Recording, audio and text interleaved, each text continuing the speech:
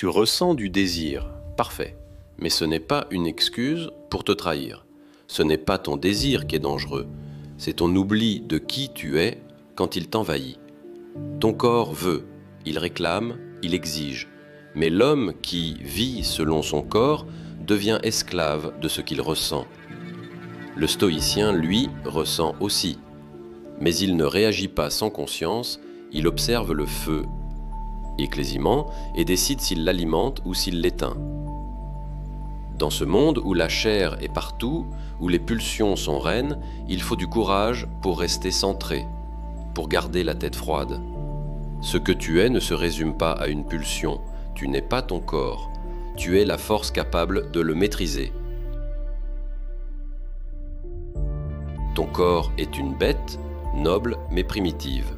Regarde un animal, il mange quand il a faim, il fuit quand il a peur, il s'accouple quand l'envie surgit. Tu es né avec ce même instinct, mais tu es aussi né avec quelque chose en plus, la conscience. Le stoïcisme ne rejette pas le corps, il l'honore, mais il refuse que le corps devienne le maître.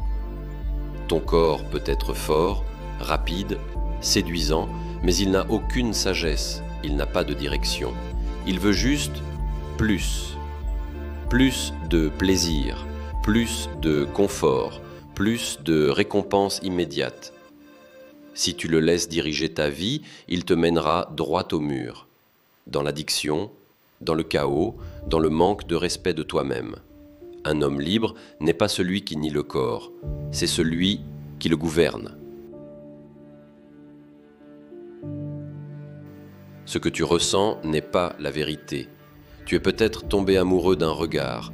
Tu as peut-être envie d'un corps, d'un toucher, d'une voix. Mais ce que tu ressens n'est pas toujours ce qui est juste pour toi. Ton corps te parle avec des cris. Ton esprit, lui, parle dans le silence. La société actuelle glorifie l'instant, le plaisir immédiat, l'orgasme express, le fantasme servi en 3 clics. Mais pose-toi une seule question. Combien de fois ton désir t'a-t-il rendu fier après l'avoir suivi sans réflexion? Les stoïciens nous enseignent à nous méfier des apparences, à ne jamais confondre l'impulsion avec la vérité, le désir avec l'amour, l'attirance avec la valeur. Si tu ne fais pas cette distinction, tu seras toujours manipulable, et les pires ennemis de ton âme seront tes propres envies. Garde la tête froide quand le feu monte. Le vrai test d'un homme, ce n'est pas quand tout est calme, c'est quand son sang bout, quand la tentation l'enveloppe, quand l'instinct veut rugir. Dans ces moments-là, tu as 2 choix. Réagir comme un animal ou incarner ta maîtrise intérieure. Le stoïcien ne cherche pas à tuer son feu intérieur. Il apprend à s'asseoir au centre de la tempête sans trembler. Inspire, observe le désir, sens-le, reconnais-le et choisis de ne pas lui obéir. C'est dans cette pause, ce petit espace entre l'envie et l'action, que réside toute ta puissance. Chaque fois que tu choisis le calme, tu construis ton empire intérieur. Chaque fois que tu dis non à la pulsion, tu dis oui à ta grandeur. L'homme faible cède, l'homme fort transforme. Il n'est pas difficile de céder au désir. Il n'est pas impressionnant de suivre son envie. Il n'est pas noble de dire oui à tout ce que ton corps réclame. Ce que la société appelle liberté est souvent esclavage caché. Tu penses que tu es libre parce que tu couches avec qui tu veux? Non. Tu es libre quand tu peux dire non, même quand tout en toi dit oui. L'homme faible confond plaisir et pouvoir. L'homme fort transforme son désir en discipline. Il fait de cette énergie brute un moteur pour bâtir, créer, protéger. Il ne fuit pas la tentation, il l'affronte. Il ne se laisse pas posséder par son feu, il le canalise. Et dans cette transformation, il devient un homme redoutable.